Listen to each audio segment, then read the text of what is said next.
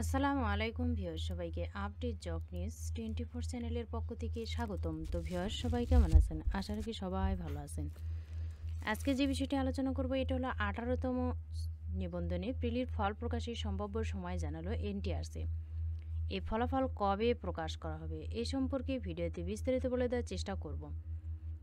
তবে ভিডিওটি শুরু করার আগে আপনাদের কাছে একটা রিকোয়েস্ট থাকবে। আপনি যদি এই চ্যানেলে নতুন হয়ে থাকেন তাহলে প্লিজ সাবস্ক্রাইব করবেন এবং পাশে থাকা যে বেল আইকনটি রয়েছে তাতে অলে ক্লিক দিয়ে রাখবেন, যাতে আমি পরবর্তী ভিডিও আপলোড দেওয়ার সাথে সাথে সবার প্রথমে আপনার কাছে নোটিফিকেশন চলে যায়।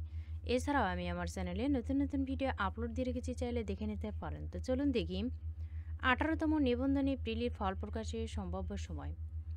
18তম শিক্ষক নিবন্ধনের প্রিলিমিনারি পরীক্ষার ও এমআরশিট মূল্যায়নের কাজ শেষ হয়েছে। এখন ওএমআরশিট স্ক্রিনিং এর কাজ চলছে। আমরা দ্রুত সময়ের মধ্যে ফল প্রকাশ করতে চাই। সোমবার 6 মে নিজ দপ্তরের ডেইলি ক্যাম্পাসের সঙ্গে আলাপকালে এসব কথা জানান বেসরকারি শিক্ষক নিবন্ধন ও প্রত্যয়ন কর্তৃপক্ষের সচিব ওবায়দুর রহমান। এনটিআরসির একটি সূত্র জানিয়েছে, আগামী সপ্তাহে টেলিটকের সঙ্গে এনটিআরসির একটি সভা রয়েছে। ওই সবার আগে অথবা পরে 18তম নিবন্ধনে প্রিলিমিনারি পরীক্ষার ফল প্রকাশ করা হতে পারে। তবে সব কিছুই নির্ভর করছে ওএমআরশিট স্ক্রিনিংয়ের ওপর। স্ক্রিনিং দ্রুত শেষ হলে ফল আরও আগে প্রকাশ করা হতে পারে। এর আগে গত 15 মার্চ 18তম শিক্ষক নিবন্ধনের স্কুল এবং সমপর্যায় ও স্কুল পর্যায় 2-এর প্রিলিমিনারি পরীক্ষা অনুষ্ঠিত হয়েছে। এদিন সকাল 9:30 থেকে 10:30 পর্যন্ত দেশের 8টি বিভাগের 24টি জেলা শহরে এ পরীক্ষা অনুষ্ঠিত হয়। একই দিন বিকাল 3:30 থেকে 4:30 পর্যন্ত কলেজ পর্যায়ে পরীক্ষা অনুষ্ঠিত হয়।